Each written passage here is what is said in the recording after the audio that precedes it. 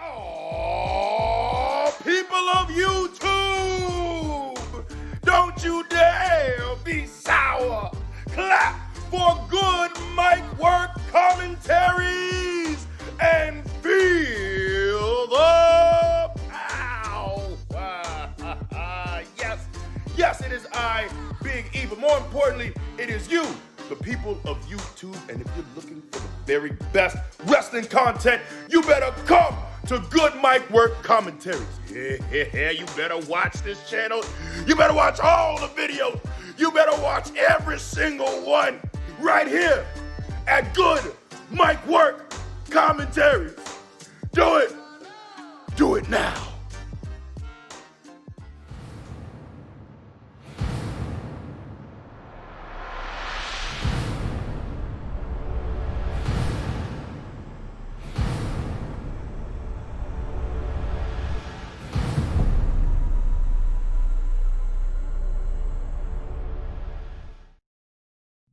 Good evening, everybody. Welcome to a very special Thursday edition of Good Mic Work Commentaries here on the YouTube channel. We've got a fun Patreon-sponsored video tonight that I've been telling you guys about for about the past week, and we're here to kind of casually discuss the good old territory days, a time period that probably none of you were alive to witness, but I think it's going to be fun just to kind of really look back at some seriously old-school shit here and just discuss the history and some famous matches, famous memories, famous moments from all of the territory days, leading up to WWE and Vince Sr. selling to his son and Vince taking WWE all the way in the direction that it has landed in today. So prior to that, wrestling was very interesting. Wrestling was very different. It was kind of split up all across the country into little groups with the talent just cross promoting all over the place. And it was a lot of fun, and it's a time period that, quite frankly, many wrestling fans miss.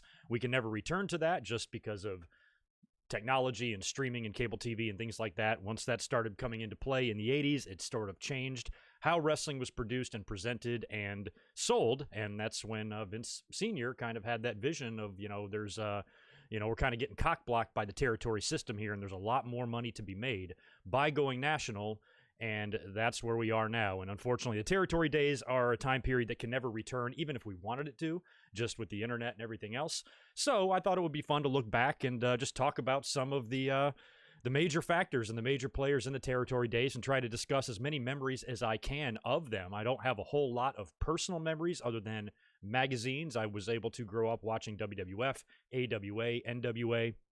But other than that, all of my territory knowledge has just come from reading, from my tape library, and just, being addicted to magazines as a kid growing up and being able to learn everything I could about all the different parts of the country with wrestling in it and where these guys worked and where they came from and what their history was and things like that. So I'm going to do my best. I mean, I didn't do a ton of research here. I just kind of wrote down a couple of notes, some of the promotions I wanted to talk about.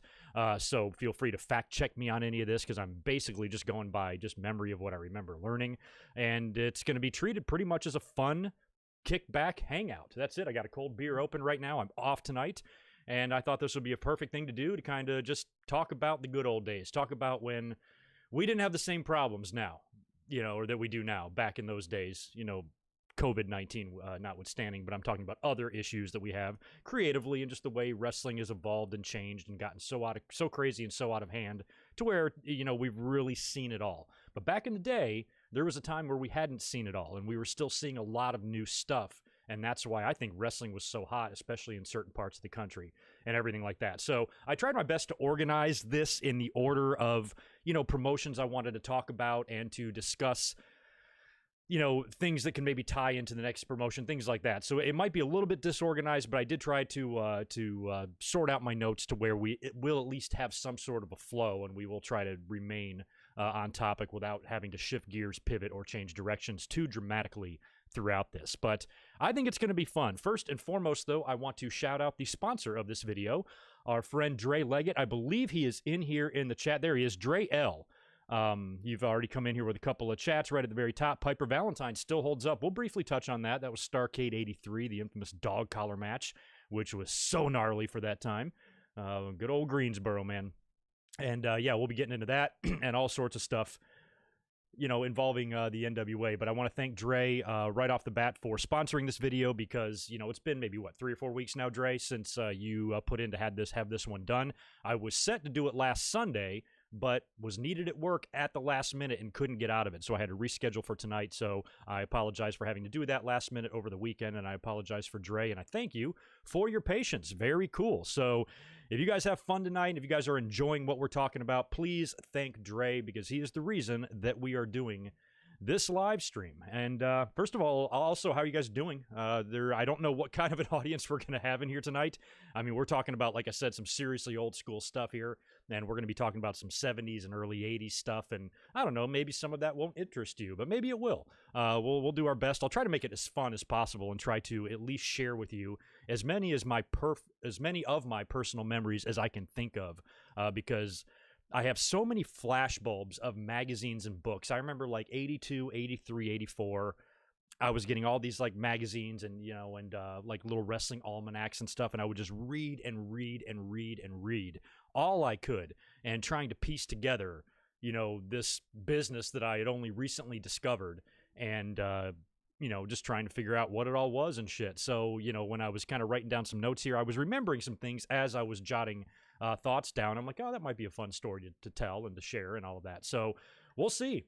We'll see how it goes. I'll do my best to not make this boring. I'll do my best to not sound like an idiot. And I'll do my best to talk about this in an intelligent way without being a full-blown historian either, because I'm no Jim Cornette. I don't have, just millions and millions of facts and dates and title histories ricocheting around inside my skull like he does. I basically have very, blanket memories, casual memories, and, a few personal ones of just like random matches that you wouldn't even think of and that might be fun to look up one day if you want to. So, yeah, we'll see. We'll see how it goes.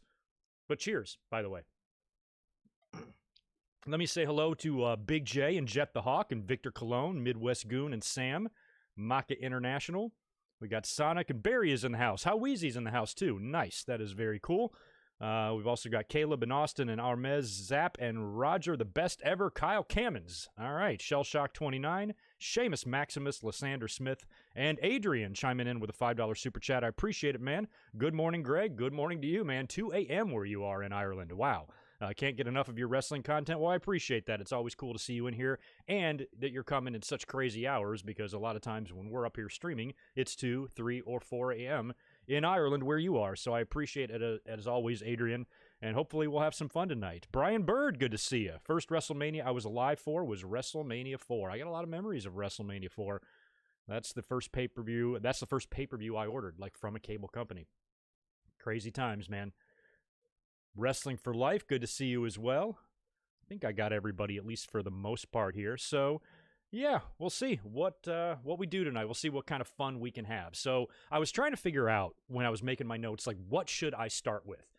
Should I start with some of the smaller territories and then move my way up to the top, or should I go vice versa? And I think there's only one place to start, and that's at the top. That's at the pinnacle. That's at the WWE, formerly WWF, formerly WWF, formerly Capital Wrestling, and it goes all the way back, way, way, way back to the 1960s, and that was when the NWA was still very much a thing in the country, and Vince Sr. has a lot of ties like to Toronto. Now, if you go back and I wasn't going to talk about like Maple Leaf Wrestling or anything because I wanted to have this confined to the United States, but when you look at the history of how WWF formed and how it became to be, there's a lot of factors at play there. And there's one guy, Toots Mondt, in particular, that I don't think we would even have a WWE had it not been for his involvement in the formation of the WWF. Now, he and Vince Sr. partnered up to break away from the NWA alliance there and kind of form their own wrestling company. And there was a match that had taken place. It was Buddy Rogers and Lou Thez.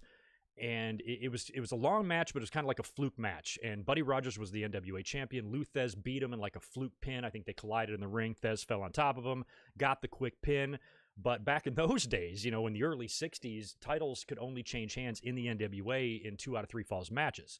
So basically that was booked on purpose that way in order for WWF to be able to like recognize a champion, I believe. So there was some tension between Toots and Vince about the handling and the booking of Buddy Rogers, but what they wound up doing is they had one of those fake tournaments in Rio de Janeiro where Buddy Rogers won the title and he was awarded the WWF title, the Worldwide Wrestling Federation title, about a month or so later.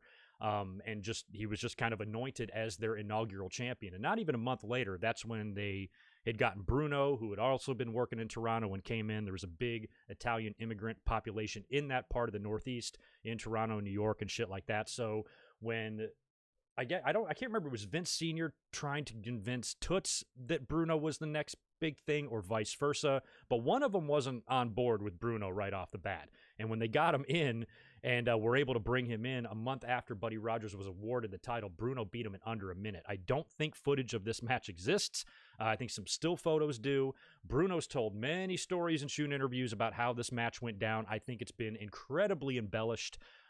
Bruno's told stories of heart attacks and shit like that with Buddy Rogers, which I don't think was the case. I think he was tested. He did have some health problems, but I think it's almost like sensationalized. And Sammartino, Bruno even claims this was like a shoot fight, which I don't think it was, because I think Bruno would have beat him even quicker than that if it was. But beat him with a backbreaker.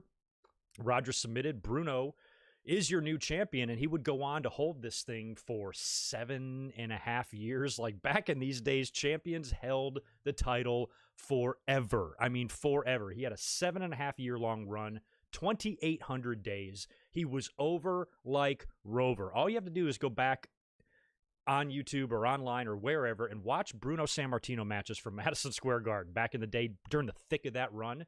There was no entrance music. There was no pyro. There was no lighting. There was nothing. It was raw fucking energy. It was 20,000 people in Madison Square Garden cheering their balls off. I mean, Austin, I don't think got his biggest pop. I mean, think about Austin's pops that he got back in the Attitude Era. Think of that, but with no music and with no other production.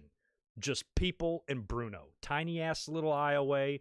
You can barely see it if you're up in the upper deck, and he just comes down to the ring. No spotlight on him, no nothing. Just comes out to the ring, and the fans are literally shitting their pants over him. I mean, he was so over. I can understand why they didn't take the belt off him for 8 years. You know, I mean, he was huge there, especially with that Italian population in New York. I mean, he was there stone cold, you know, and plus he was just a badass, and he was tough as nails and had a hell of a run there. 7.5 years. I mean, you'll never see that now. Look at all the titles we have now.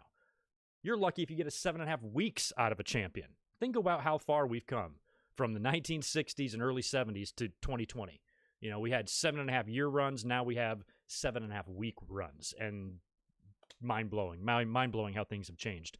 But it would be Ivan Koloff in that really weird match. Ivan Koloff, I don't know if my buddy Daniel from Greenville is here, but Ivan was neighbors with us. Me and some of my neighbor kids back when I lived in that area, we mowed his lawn and shit. But Koloff had upset Bruno in the crazy. I can't believe he got out of the building alive during that match. I mean, after a 7.5 year run, and plus back in those days and all the patriotism and stuff, it amazes me a riot didn't break out. And I think it almost did when Bruno lost the belt. But Ivan, I think, was kind of a transitional champion. I don't remember if Bruno was hurt and needed time off or whatever was going on there, but it was basically a way to pass the belt to Pedro. And Pedro would then take the belt from Ivan Koloff, and Morales would hold the title for like 3.5 years or 4 years or something like that. So, it went on Bruno for nearly 8, went on Pedro after that for nearly 4, until he ran into superstar Billy Graham. I'm sorry, Graham beat Bruno. Who beat Pedro? Oh my God, I can't remember who beat Pedro. Stasiak, I think. Stasiak was a transitional champion. He took the belt off Pedro, and then Bruno took it off Stasiak. That's what it was, because they probably weren't going to have a Bruno and Pedro match at that time. So I think Stasiak held the belt for like maybe a week. Bruno beat him for it. And I think he would go on to hold it for another 3.5.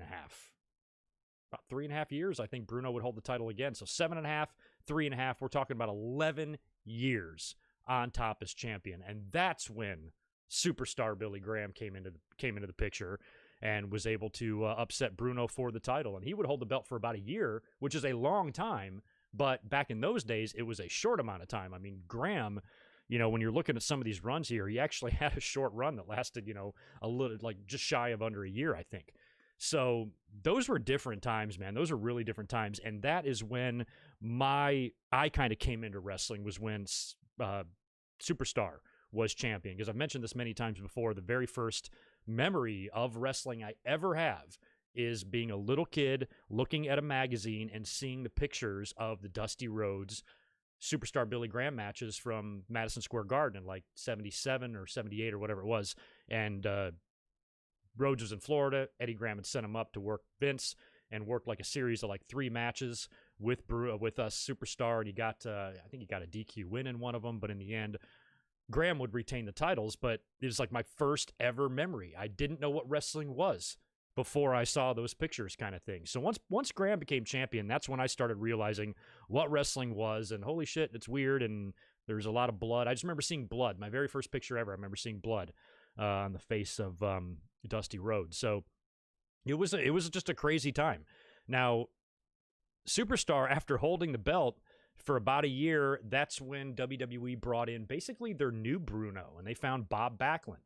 And Bob Backlund would beat Superstar Billy Graham and then go on to hold the title for 6 years. I mean, think about how long Cena held that belt for. That was nothing compared to this. You know, so you had Bruno with, you know, an 8-year run, a 4-year run, Pedro with a 3-year run, now Bruno with a 6-year run, or I'm sorry, Backlund with a 6-year run.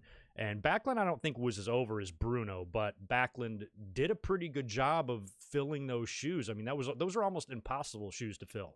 You know, the company was only, you know, less than 20 years old, 15 years old at that time, and already they had a champion that was probably never going to be topped in terms of just star power and how long he held the title and this sheer dominance. So anybody coming in after that and trying to wrestle that wrestling style and just be a tough as nails type of guy, I think Backlund did all right. I mean, I remember Backlund as champion a lot because back then I started to be a fan. I remember that was when like Hogan was there as a heel and shit. And Backlund being champion, I have fond memories of, but I don't think he didn't draw that pop in the Garden the way Bruno did, but he was still extremely over. So, you know, we went from Bruno to Pedro to Superstar. Now the belt's on Backlund, and that's when shit started going down. That's when things started changing, and that's when the whole business would completely cease to exist as we knew it.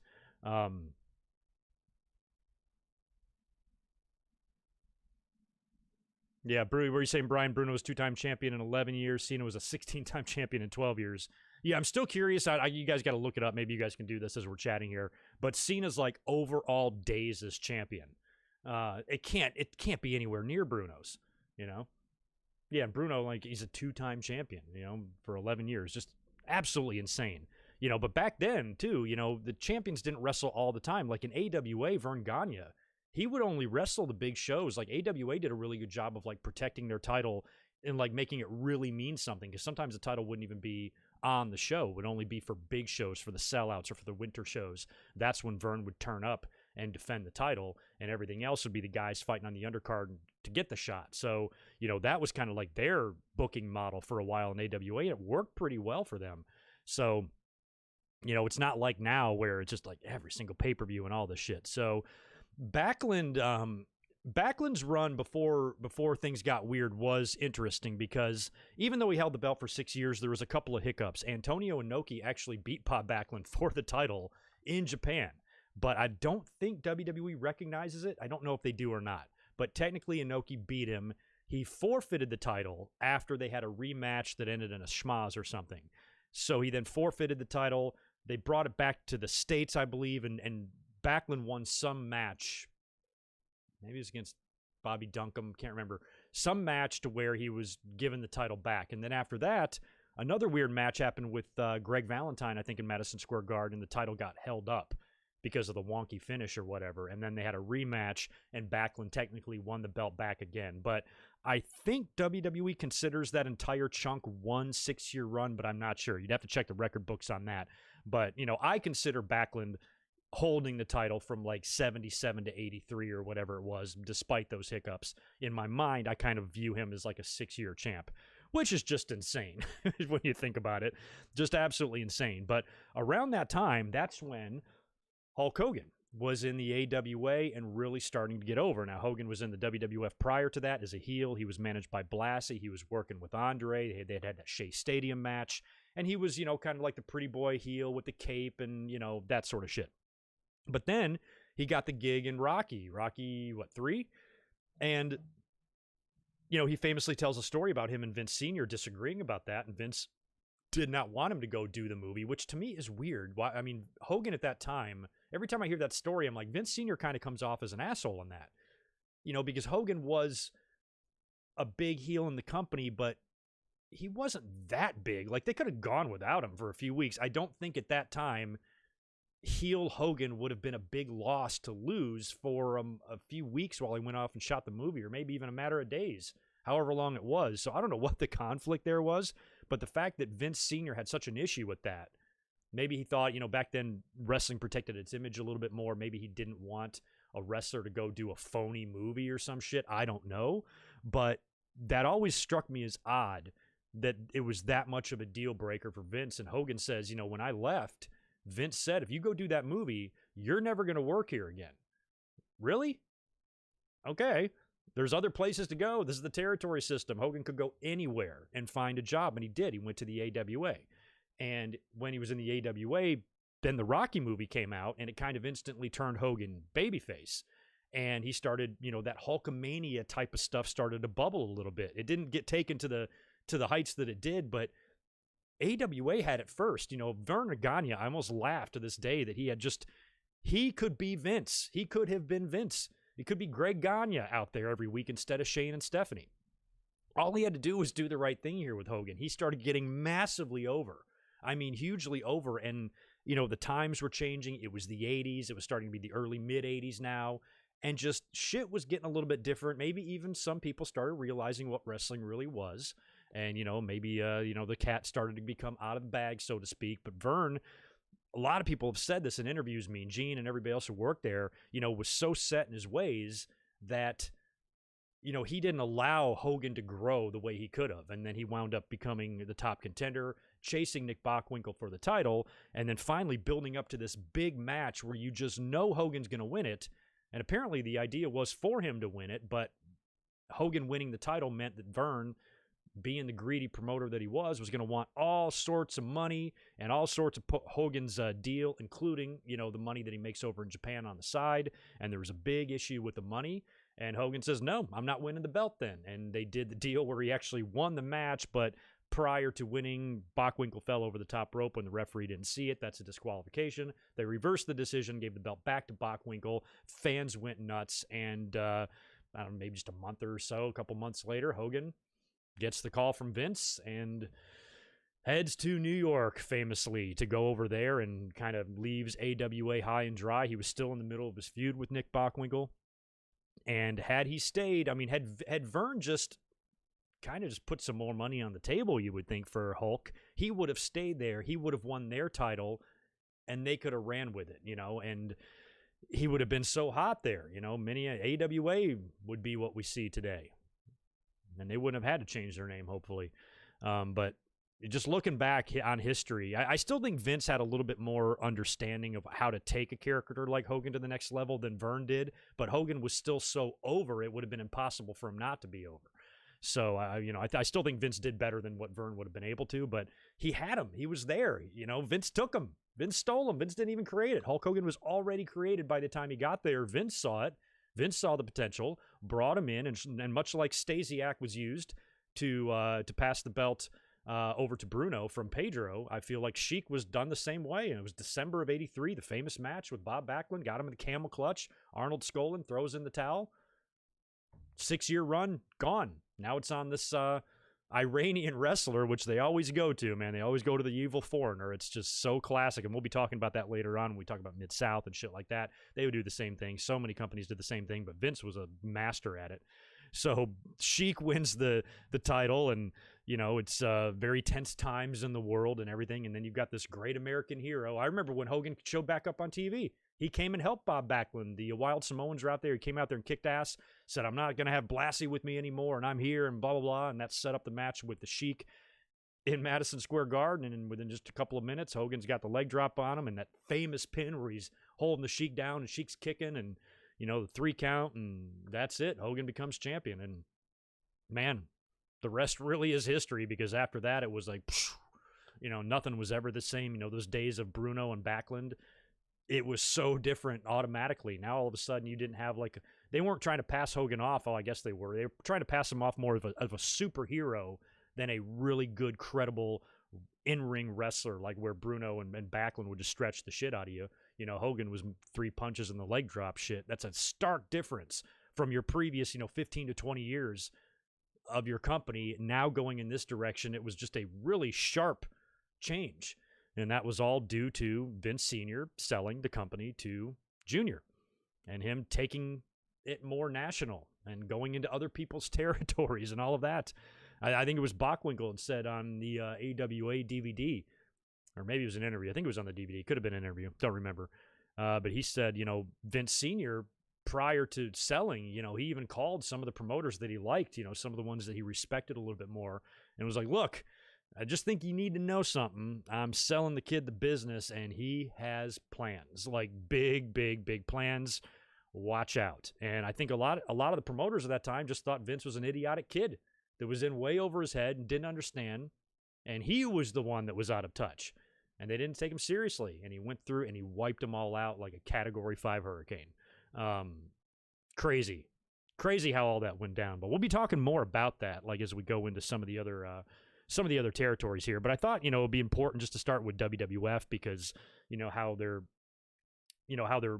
beginning started, and their genesis and the type of champions they had. And then that sharp turn into the Hogan era and the rock and wrestling. And it became, and within 6 years, 5 years, less than that, 3 or 4 years, it was extremely cartoony, just the same year they would go in and do the Black Saturday thing. And even by 84, they were getting a little too cartoony for that, that Southern audience and stuff. So it changed quickly.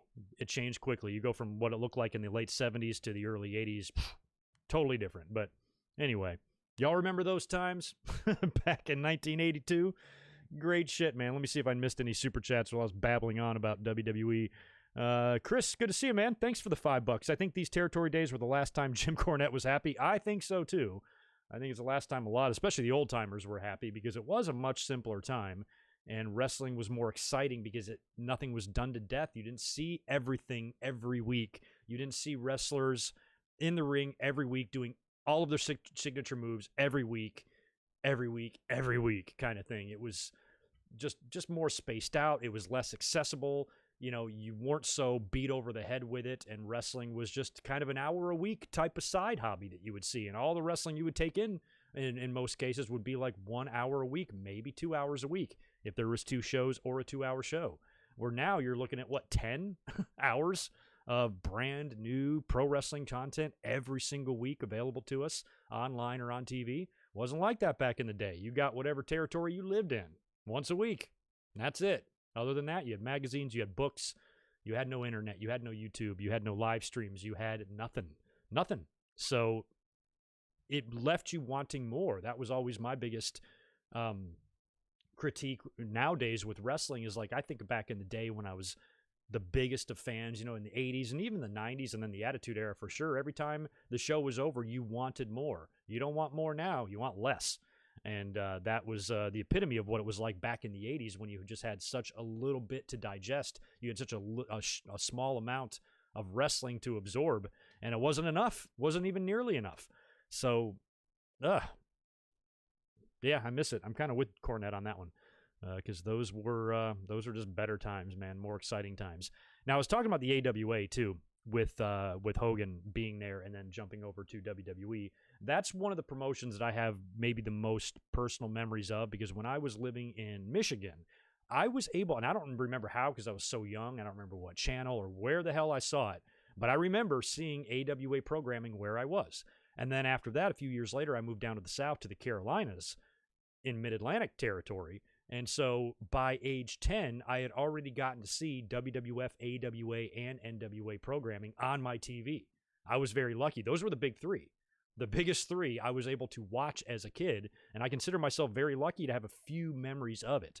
But, everything else is pretty much, like I said, like magazines and, as I got older, watching some tapes. Now, I always have a soft spot in my heart for AWA because I grew up with it and kind of remember it. And that was my first introduction to Hulk Hogan, or to the babyface version of Hulk Hogan, was in the AWA.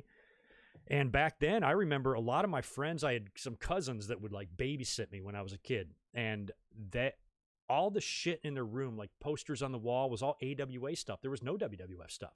It was all AWA. So to me, I thought that was the big promotion, when I was just a tiny little snot-nosed kid. But of course, Vern Gagne was the owner and promoter and the champion of the territory. Like many promoters, he was the champion of his own territory. And like I said earlier on, Vern was one of those guys that didn't defend the title all the time.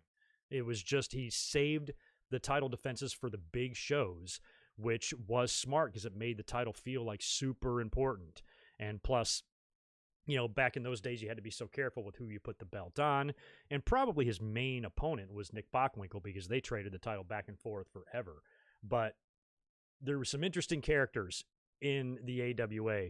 And when I think of Vern Gagne, it would either be, Bockwinkel was his best opponent in all the title feuds and matches that they had. But another one was Billy Robinson, who was really good, who came over from England via Hawaii, I think, found his way into the AWA, and just a great catch wrestler. And when you watch kind of his style and stuff, it wasn't like what you saw back then. And I always found it really interesting, his wrestling style and how he could kind of blow you away with how athletic and just fucking coordinated he was. He'd fit in great today, I think. But he was one of those guys too that when I think about just watching a fun match or something in 2020, you go online, you try to search out a match from the 1970s or the super early 1980s. What are you going to find that's really going to hold you up, really going to hold up and really hold your attention? And I think Billy Robinson matches will.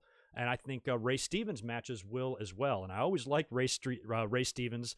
He was one of my favorites, and he had a tag team title run, multiple tag team title runs with Nick Bockwinkel and Pat Patterson in the AWA. Him and Bockwinkel were managed by Bobby Heenan. And Heenan, I've always compared to Ray Stevens because they look alike and they move the same. And Heenan, he's an underrated wrestler. Don't forget, Heenan worked 2 back-to-back WrestleManias, 4 and 5. He's been in the ring a lot, especially in the AWA. And much like Ray Stevens, for his body size and the way he looked, he could fly around that ring like a maniac. I used to love it when Heenan would get chased out of the ring by Hogan, in the 80s, and he would just do that dive over the corner. I mean, that's athletic shit there, And I think he was only, slightly less athletic than Ray Stevens because Ray Stevens bumped the same way. He moved the same way.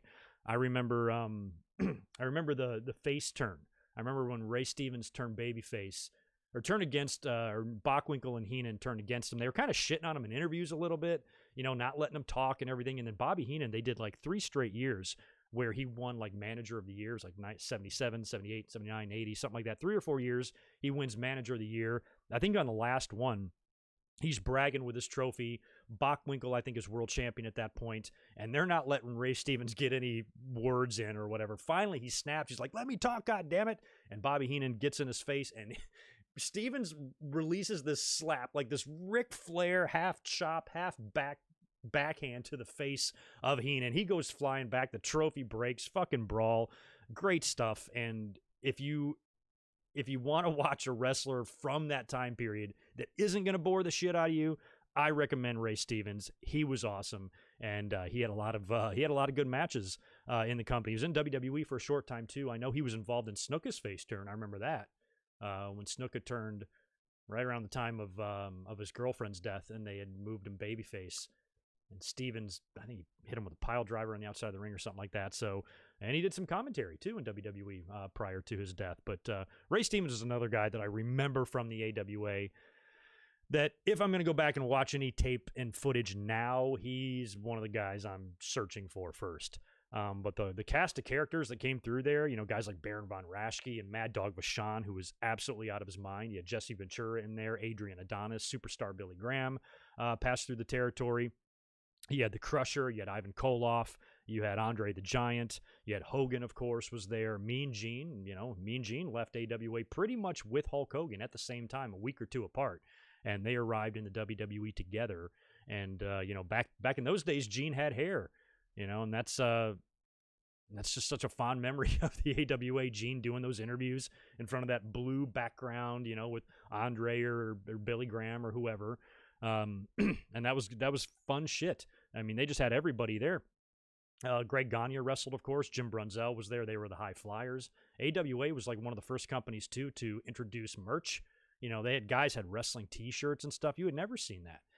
Some guys had some merchandise, but it wasn't as prominent, I guess, as it was in the AWA. They were one of the first companies to really start doing that sort of thing. So they sort of had an idea, of where to look to, towards the future. But I think there was just a couple of things lacking there. And, I think Vern's kind of old school ways really stunted their growth there. But once Hogan left, they all went. Jesse Ventura left. Mean Gene left. Bobby Heenan left. Superstar Billy Graham. Jim Brunzell ended up going. Adrian Adonis. They all left one by one by one. They went to the WWE, leaving AWA with very, very little left, to where, in the mid-'80s, the belt was handled mostly by Bockwinkel, but Kurt Hennig had a run with it. Rick Martel. Stan Hansen beat Rick Martel for it, and then Hansen left and went to Japan as the champion and wasn't going to return. It was like he screwed him. He won the belt and then left the fucking company. But that was, again, AWA's own mistakes, because if he's not under contract, and he can make more money in Japan anyway, why would he not go do that?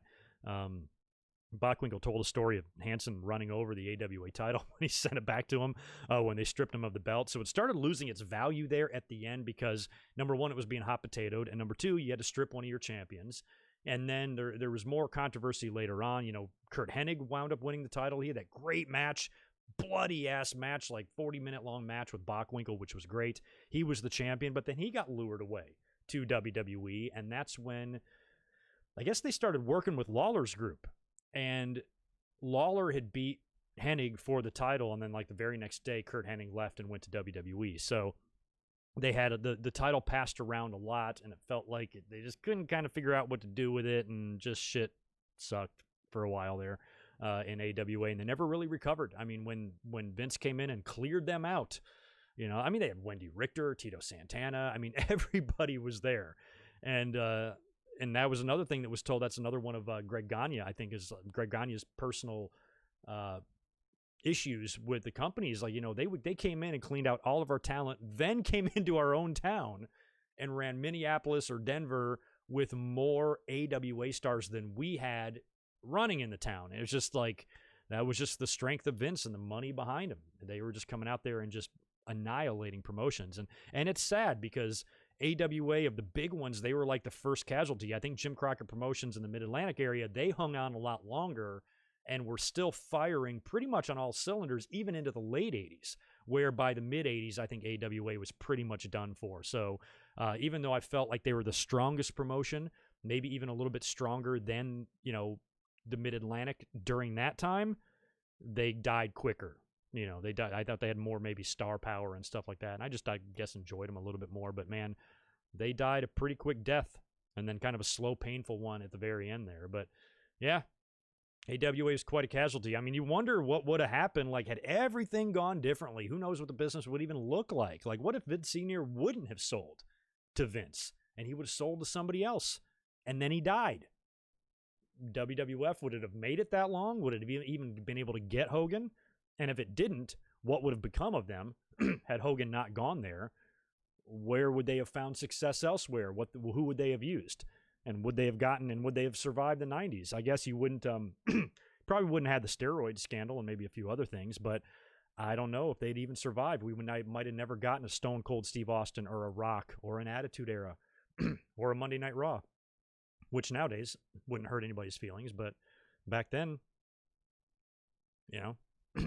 we would have missed out on a lot.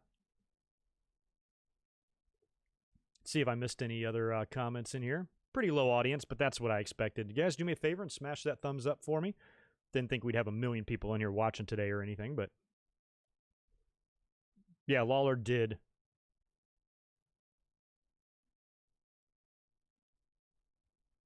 Super Clash, yeah, Super Clash 3 was pretty bad, but the star power was pretty good. But yeah, that was a mess. Those companies coming together try to do a cross promotion big event. It's not going to work. Can't trust anybody. Reality TV killed kayfabe. I don't think reality TV killed kayfabe. I just think technology, regular TV killed kayfabe.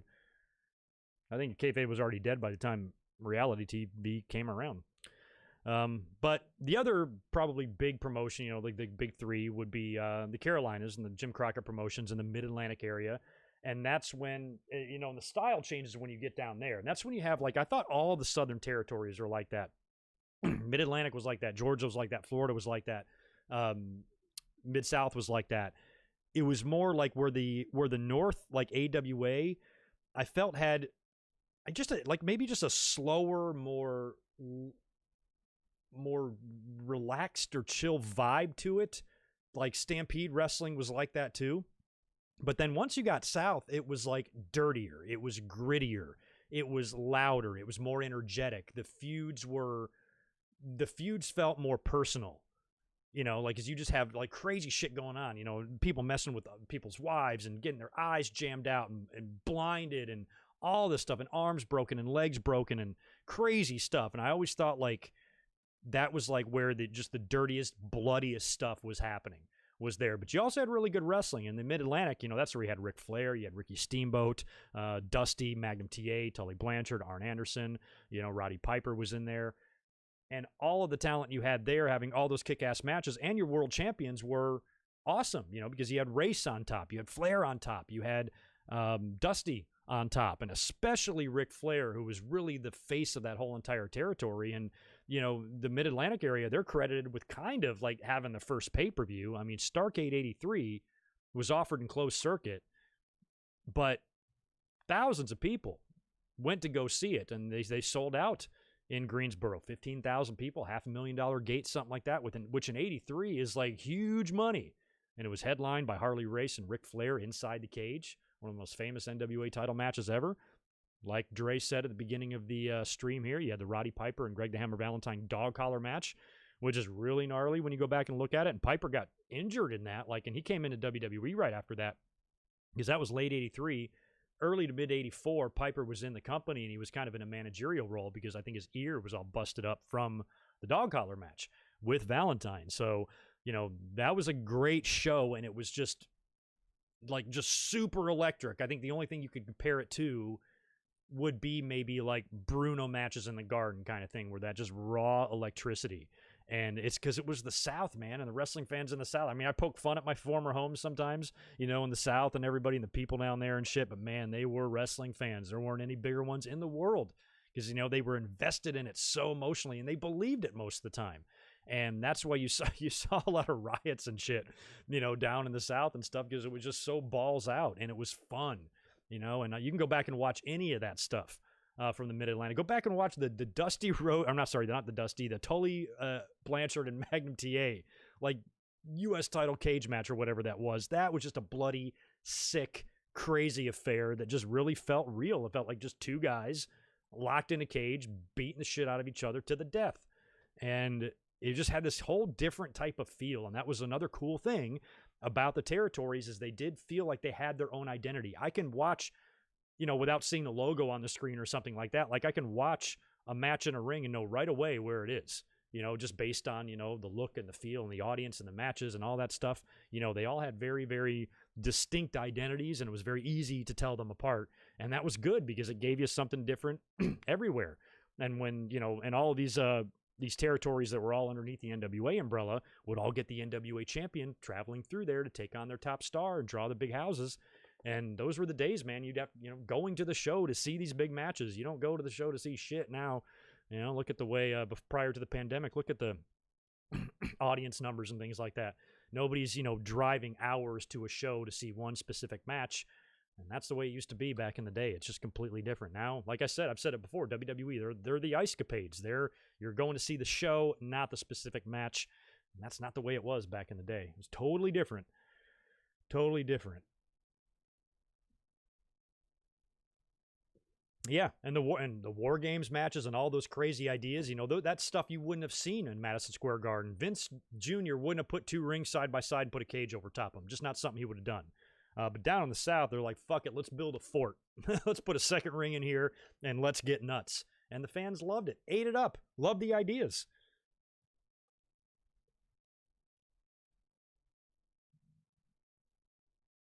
I'm sure promoters like Jarrett Watts, Von Erich had large events that drew football stadiums. Well, they did. A lot of them had big crowds. The Von Erichs drew. Well, it was David Von Erich Memorial Show, but they drew, God, however many people it was in Texas Stadium when Kerry Von Erich beat Ric Flair for the title with the backslide. That was probably their biggest show and their biggest moment. We should talk about them here next, actually. But anyway, the history with the Mid-Atlantic area and how they kind of formed to become WCW is a lot of it was because, Vince came in there and took Georgia Championship Wrestling, the whole Black Saturday deal in '84. Ratings sucked. Crowd rejected what Vince was putting on TV because he wasn't even offering fresh matches. He was coming on and using that time slot as like a recap show and to help plug WrestleMania and shit like that. So Turner had gotten with Vince and said, I want out of the deal. And so he sold the time slot to Crockett.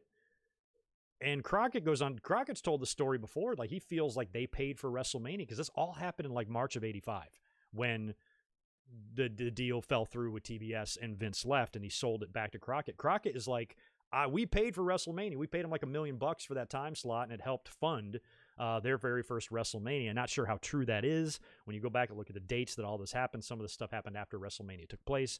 But they claim that they really helped fund and helped. Without that money, they might not have been able to put on WrestleMania. And there might be a little bit of truth to that.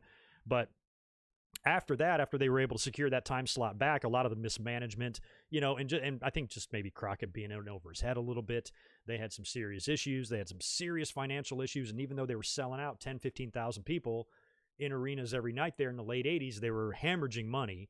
And they were buying planes and just going way beyond their means and not staying local. They were flying off to fucking Chicago and going out West Coast and stuff like that instead of just staying where their bread was buttered. And it screwed them up. And they lost a ton of money to where they had no choice but to sell the company to Ted Turner, essentially ending the run of the Crockett Promotions. And that's when it got renamed to WCW and rebranded and kind of taken in a whole different direction and more to compete more closely to WWE. And that was a sad day too, but at the same time, it gave us Nitro. It gave us a company now that has money to put behind a wrestling promotion, and that's when Bischoff and lots of guys like Jim Herd and others, but when Bischoff was brought on and they got a primetime slot in the mid-90s there on TNT, and they lured away Hogan and Savage and Hall and Nash and Duggan and Bossman and Bam Bam and then Earthquake and Jimmy Hart and Haku, everybody came over there. Honky Tonk Man was there. Did I say Duggan? Everybody, you name it, all the stars of the 80s, One Man Gang, Kamala, they all started coming in. And now they had money behind them. And, then we were off and running the Monday Night Wars. But that's kind of the history there of WCW. But back in those days, back in the early 80s, man, it was just a hot, fun territory. And there's really very little you can go back and watch from that time and not be entertained by. If anything else, it'll make you laugh. Just the promo, the old studio promos with the Horsemen and, fucking Cornette being there and Arn Anderson, Ric Flair and all those guys. And Shivani, those were just great times, man. Great times. Even if it's like a little cheesy, it just makes you laugh because it's so 80s.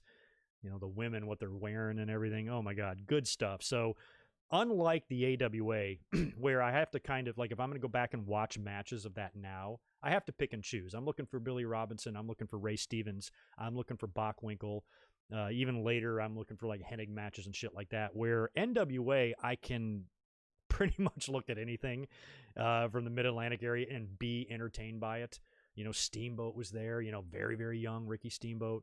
And some of the matches he would later on have with Ric Flair in the later portion of the 80s and stuff. There's very little that I can pull up and not have fun watching. It was great territory. Might be my favorite of all of them that we're going to talk about here.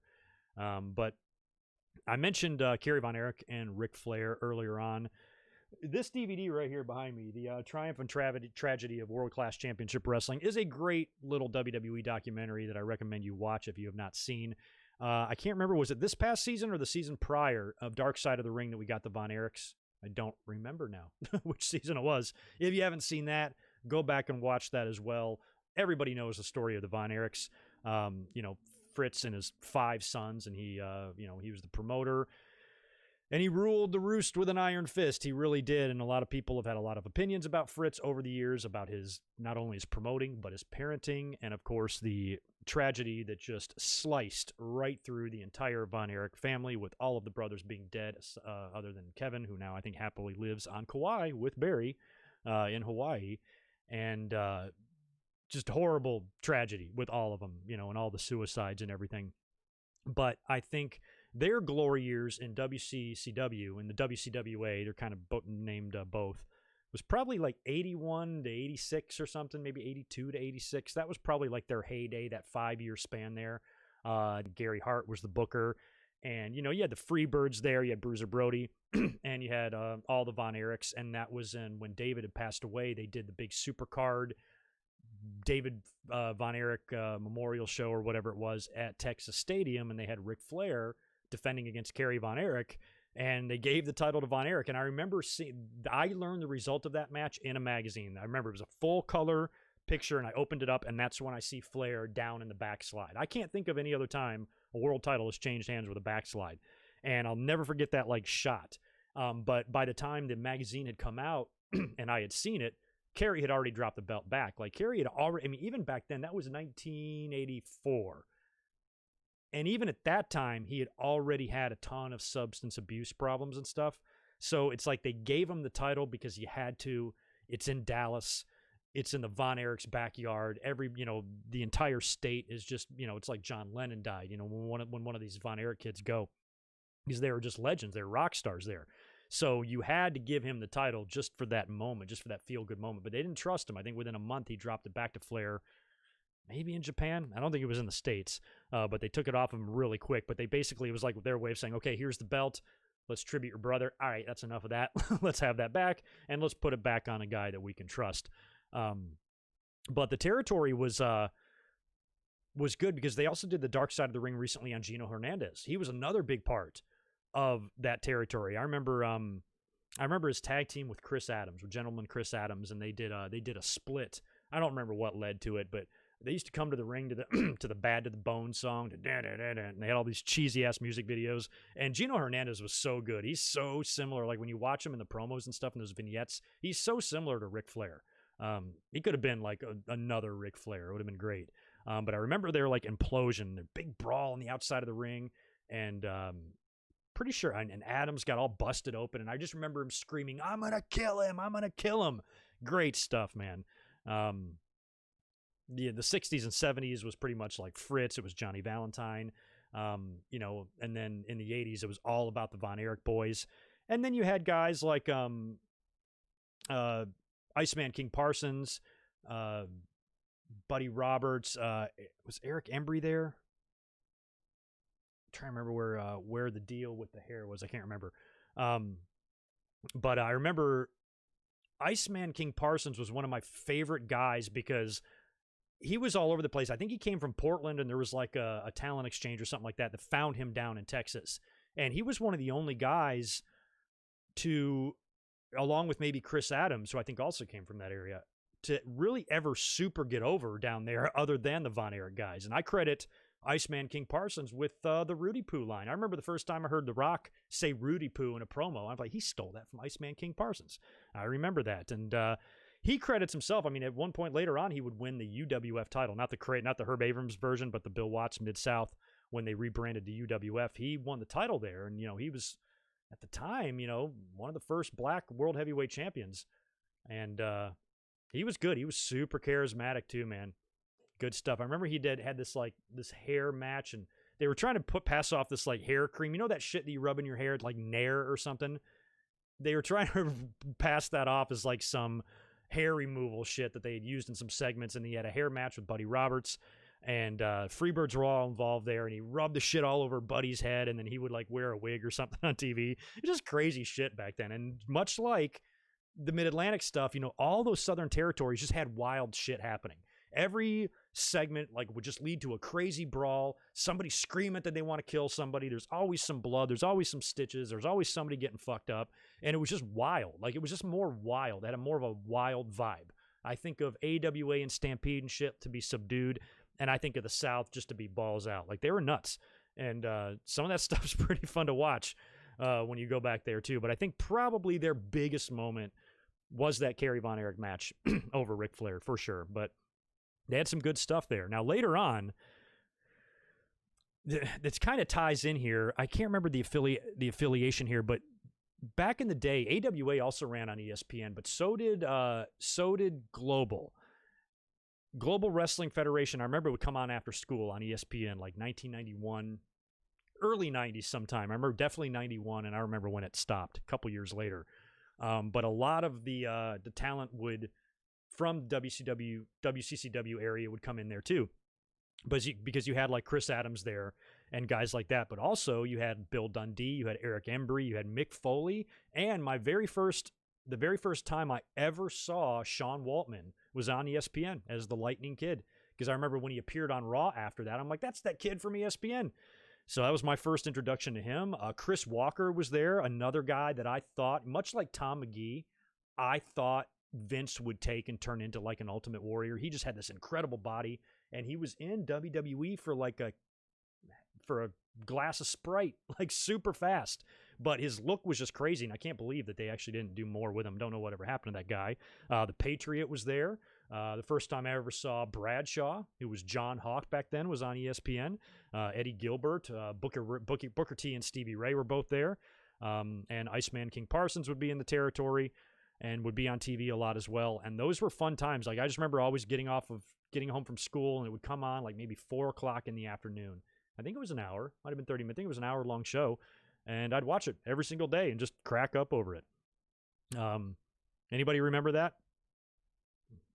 They started airing those, I think maybe on ESPN Classic at some point in recent years. I don't remember where or how you can find those, but that was good stuff. Let's see what I should talk about next.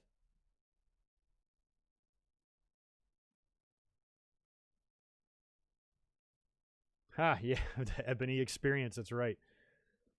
Yeah, because Lightning Kid changed his name up a couple times. He would change it in WWE as like Kamikaze Kid and something else. Yeah, Jimmy Garvin. Yep, Missing Link. I remember first time I saw Missing Link, it was in a book. It wasn't a magazine. It was like this wrestling book. Like the Road Warriors are in it and Flair, and I came across Missing Link. I'm like, who? And I remember as a kid, it was the first time I'd ever seen Missing Link and Exotic Adrian Street. And I was like, what? I had never seen them before, never seen them wrestle, never even heard of them. And I remember looking at them as a kid, not knowing what the hell they were. I thought it was like a monster and is a weirdo or whatever. I was like, there's some weird stuff out there that I've never seen. It's like, I just seen a photo. I've never seen these people move, speak, have a match, nothing, just a picture of them. And, you know, what's going on, my little mind back then was pretty crazy. I didn't know what to make of any of these guys until I got a little bit older and started, you know, was able to see some of their work and some of the footage of their matches and stuff. Oh, man, crazy time. Well, I guess we should talk maybe Lawler?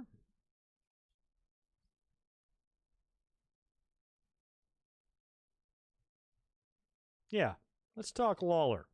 Let's talk Continental. Let's talk CWA. So this was the big territory in Memphis, run by the Jarretts, and this is where kind of Jerry Lawler had his, you know, this is where he was the biggest. And again, like I say about the Southern wrestling, the Mid-South Coliseum in Memphis, when you watch those matches, any Lawler match, and this is also where the Andy Kaufman stuff took place. That crowd, it was like another one of those buildings that just had that crazy raw energy that you could just feel it. Even watching the grainy old footage now, you can feel what it must have been like to be there and to care so much about that. I mean, Lawler was hugely over. He might be as close to over in Memphis as Bruno was in New York. I mean, it was like that for him in terms of like just how crazy popular he was. Now, I know they were an NWA affiliate, but it didn't seem like they had many NWA title defenses there, maybe a couple. It seems like they were mostly, if they're affiliated with any other promotion, it seemed like it was the AWA more than anybody else. But again, all the big names were there. You know, Hogan was there, Harley Race, Terry Funk, Jack and Jerry Briscoe, Ric Flair, and Randy Savage. Randy Savage worked there a lot. As a matter of fact, Randy Savage lost a loser leaves town match to Jerry Lawler. That's the match that sent him to the WWE. So if you want to see like some early Macho Man stuff, you know, when he was really cutting his teeth, you know, check out for him from his dad's promotion and from Continental, because, you know, he was already a stud, man. He was already in great shape. He'd already had the hair. He'd already had the voice down.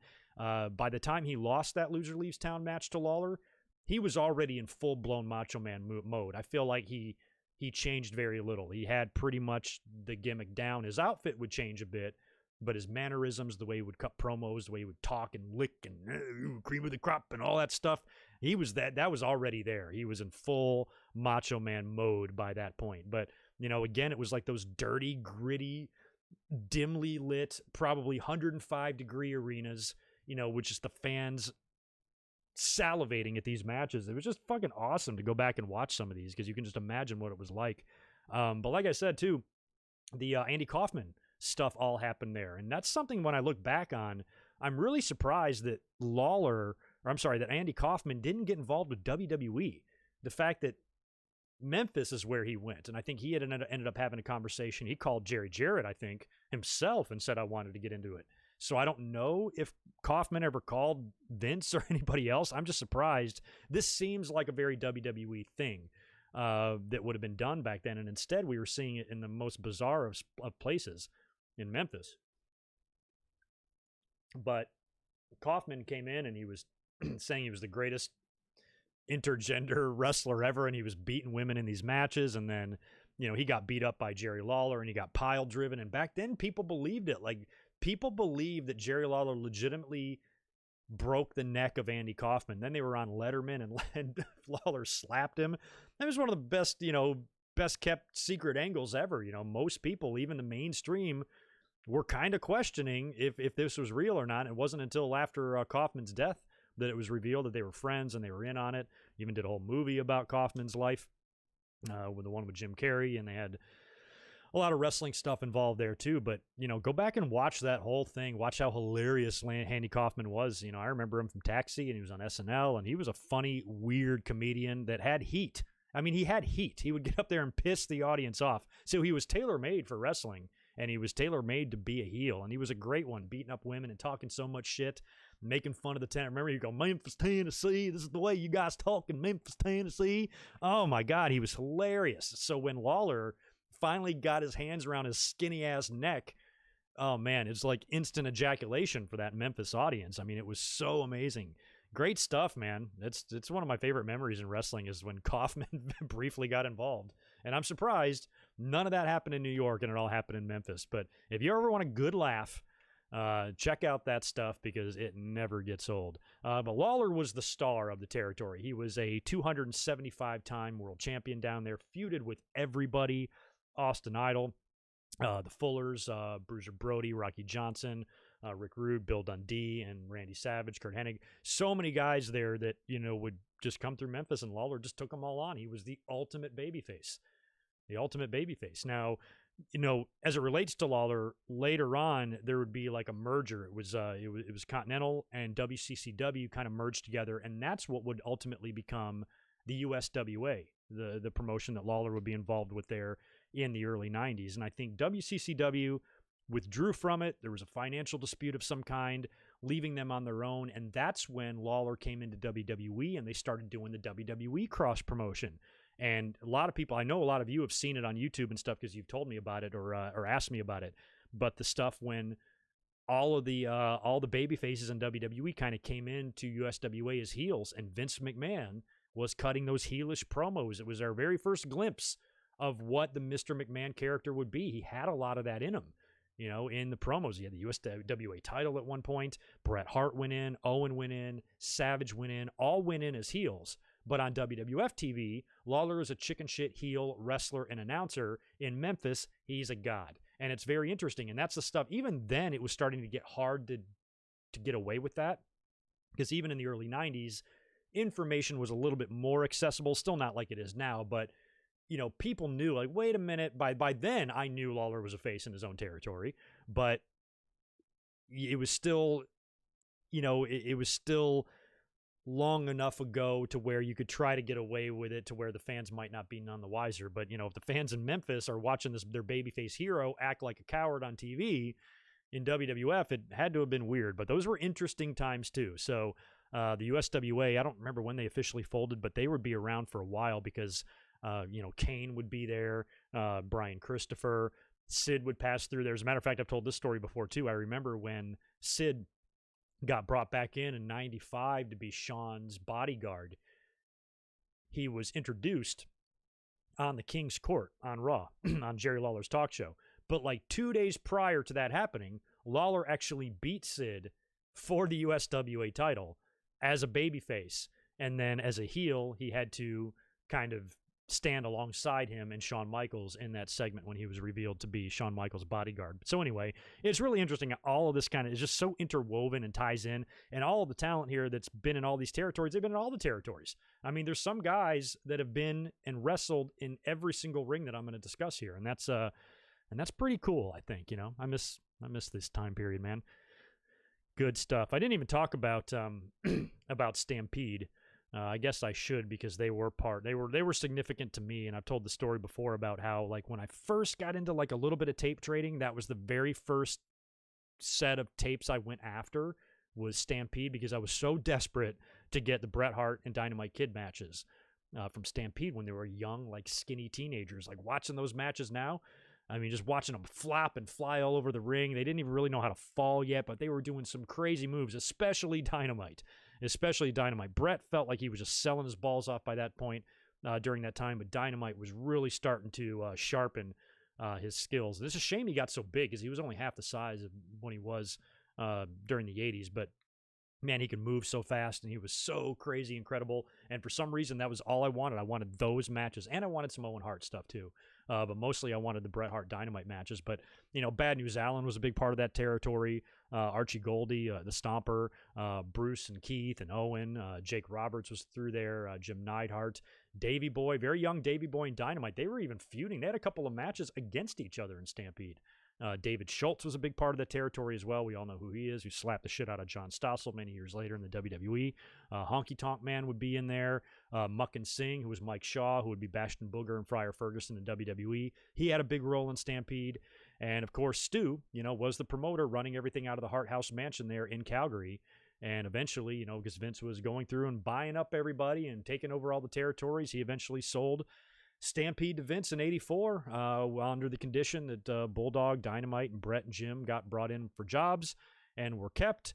And it screwed a lot of people over, I think, including Bruce, who I think had other ideas and everything. But Stampede had some problems, like Ed Whalen. I remember Ed Whalen, who was a longtime announcer, who was recently shouted out on Dynamite by Chris Jericho. In the meantime, and in between time, was one of his catchphrases. They had like a riot at the end of 83 or something like that. Something happened in one of their matches, and the fans, got nuts or whatever, and it freaked him out. And he got pissed. He quit. He's like, I don't want to be associated with this violence. I think it's getting out of control and stuff. And, even back then in the early 80s, you had people not liking the direction of wrestling. And they subsequently, I think, got suspended, or they could not run shows in Calgary for a period of so many months, whatever it was. I don't think it was a year, but it was some sort of a small suspension. So I think it was during all of that Stu sold.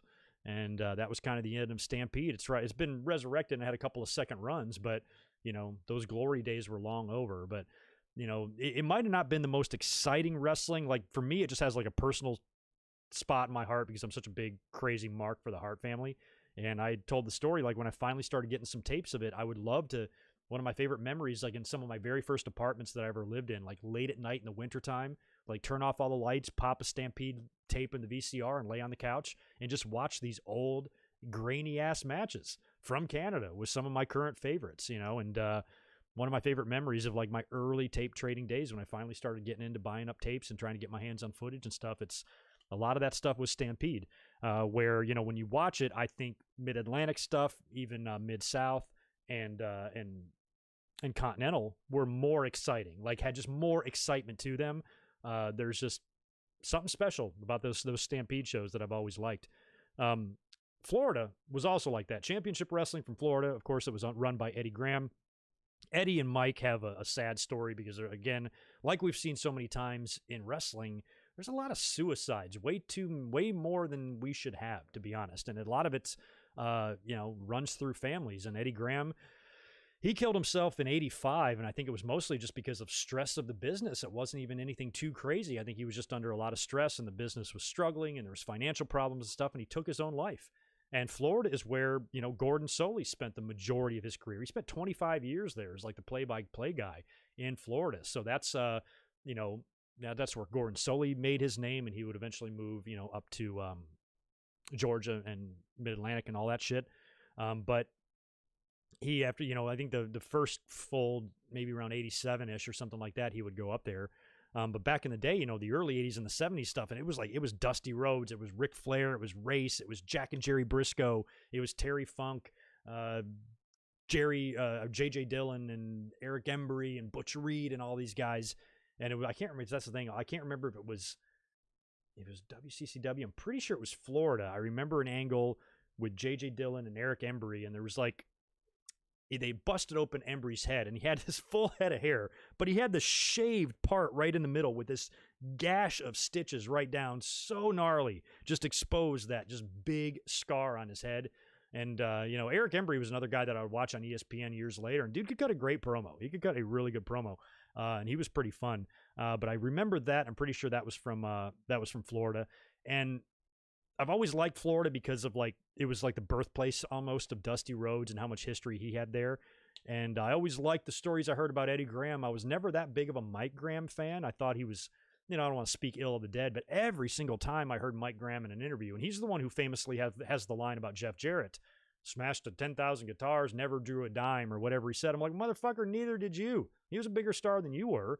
I always found Mike Graham to be incredibly conceited and a little bit full of himself when he really shouldn't be, and he took his own life as well. So he clearly had problems, but every time I heard him in an interview, he didn't come off as nice. He came off as jaded or just have something snarky to say, and I just didn't like the vibe he gave me at all. I was never a Mike Graham fan. I know he was in WCW for a little while as an executive there, or maybe a booker or something like that. But I just never really liked him. I had a lot more respect for his dad than I did for him based on the stories that I've heard and the things that I've read. But yeah, Florida was, I liked it. And it's really cool, I think too, that Florida Championship Wrestling is what eventually became NXT, when WWE kind of renamed their developmental tour Florida Championship Wrestling, maybe as kind of a tribute to them, because Dusty was with the company by that point. He had come in and helped out with that, and then that became NXT. So, the fact that Dusty kind of got a start there, where he really became a babyface anyway. Dusty traveled everywhere as well. He was up in the AWA with Dick Murdoch and doing shit everywhere. But when he came to Florida and turned face and became the American Dream, all that started there. That was like the birth of the American Dream. And so the fact that he was involved in FCW and NXT all the way up until his death in 2015, gives me a little bit of closure in my heart. You know what I mean? But the story of Florida is not a happy one, but I still think it was a really significant territory because it gave us the American Dream and it gave us Gordon Soley. Good times, man. Georgia, we talked about that already. The only thing really to mention about Georgia Championship Wrestling is about Black Saturday, and that's when Vince bought the time slot right out from underneath everybody there when Jack and Jerry sold Vince their stake in the company. I think it was like $1 million, and they had heat. I know the Briscoes are very respected. They're both former world champions. Jim Ross adores them, but what they did back then was considered fucked up. And they had some threats. They had death threats. They had, I think the Road Warriors were offered money to beat them up in a match or something like that. And they said no. They said, we don't do that. They even squealed on him and said, hey, told Jack and Jerry, hey, somebody offered us money to hurt you, but we're not those type of businessmen.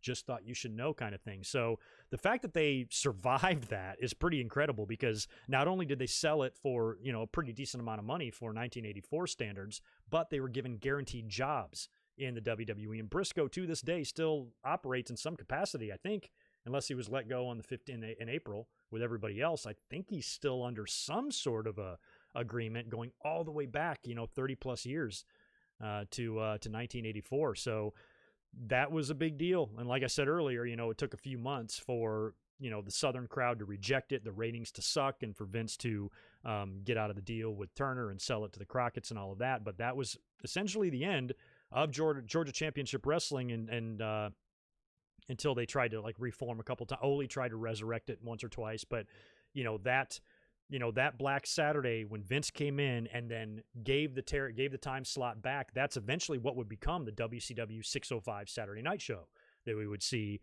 in the 90s. That was that very same time slot. So yeah, it was a weird time. That's really all I wanted to say about Georgia. It was just kind of their history about how, everything went down there with Vince and what Jack and Jerry went through and all that stuff. And like I said, Crockett claims that whole ordeal is responsible for WrestleMania being funded and paid for, at least for the most part. Probably not all of it. Had to cost him a lot more than $1 million to put on WrestleMania, considering they brought in Mr. T and Muhammad Ali and all that shit. Plus, you got to pay your talent. I'm sure it helped, though. That's for sure. Gordon Soley, the Crimson Mask. That was his catchphrase. Oh, did he get in the ring? Midwest? Got in the ring in 91, huh? I guess I knew that. Guess I forgot. Yeah, don't like him. Damn, Dusty's face turn was your birth year, Curtis? We must be the same age. Oh, yeah, that was a tag match, Pac song. Yeah, he got nailed, fucking went nuts or whatever and became the American Dream. I don't remember. It was 70s then, right? I don't remember what year that was. Man. Two bookers that didn't like Hogan, Ole Anderson and Vern. Fuck Ole. Ole's a dick. Vern just doesn't like him because Vern fucked up. Vern's got his own problems. And that's the thing, a lot of us have our, we have our critiques of Hogan. He's always been viewed as someone that's been a little bit greedy. He's always really gone after the money, and that's been really, really important to Hulk. And a lot of times when you hear those stories about, Hogan refusing to do business over money or demanding more money or whatever it is, it mostly annoys you. But when you also take somebody like Vern Gagne, who's notoriously greedy, and when you pit him against, and he collides and he butts heads with somebody that's going to cling to his money too, it's kind of fun to watch Vern, because there's probably a lot of guys that Vern took advantage of in terms of keeping them around and getting parts of their deal. If he lets a piece of talent go to Japan, I want 25%. Fuck you. They're booking me, not you. So the fact that Hogan stood his ground and it's not going to happen. He didn't cave at all. I kind of like it when a money bully meets somebody stronger than them. So in this particular case, I was actually on Hogan's side. And I think everything that happened to Vern, it was his own doing.